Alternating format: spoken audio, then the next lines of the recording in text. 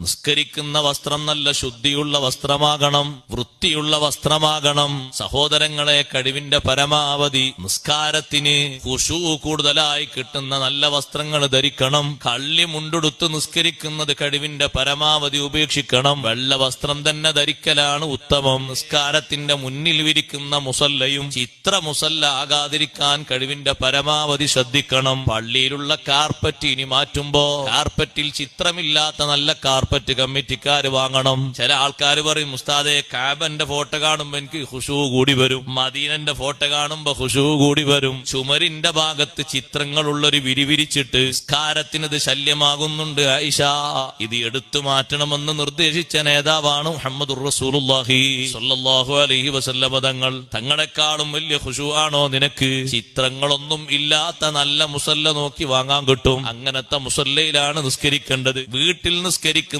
മുസല്ലയും അങ്ങനത്തെ മുസല്ലയാക്കി മാറ്റണം. ഖിബില ശരിയാക്കി രൂപത്തിൽ നിസ്കരിക്കണം. നിസ്കരിക്കാൻ കൈകെട്ടിക്കഴിഞ്ഞാൽ കെട്ടിയ കൈ കെട്ടിയ ഭാഗത്ത് തന്നെ വെക്കണം. വലത്തോട്ടും ഇടത്തോട്ടും ചിന്ത പോകാത്ത രൂപത്തിൽ കൃത്യമായും സുജൂദിന്റെ മഹലിലേക്ക് നോക്കണം. സുജൂദ് ചെയ്യുന്ന സമയത്ത് പോലും നീ കണ്ണ് തുറക്കണം. കണ്ണ് ചിമ്മരുത്, കണ്ണ് തുറക്കണം. എന്നാലേ കണ്ണിന്റെ സുജൂദാകൂ. അവയവങ്ങളൊക്കെ റബ്ബിന് സുജൂദ് ചെയ്യുമ്പോ കണ്ണിനും സുജൂദ് വേണം. അതിന് കണ്ണ് തുറക്കണം, കണ്ണ് പൂട്ടരുത്.